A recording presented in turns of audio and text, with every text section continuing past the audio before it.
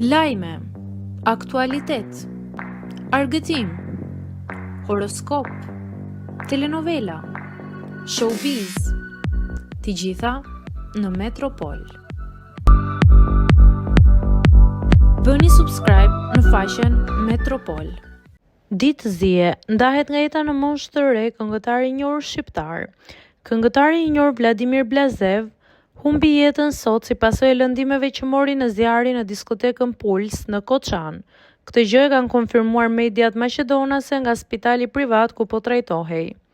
Për një kohë të gjatë është mjekuar në një spital privat.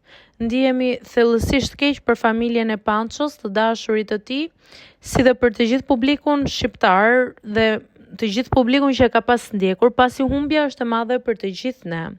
Duke respektuar privatësinë e secilit prej pacientëve tanë dhe në përputhje me ligjin dhe të drejtat e pacientëve, ne nuk ndajmë informacione rreth tyre, njoftoi spitali.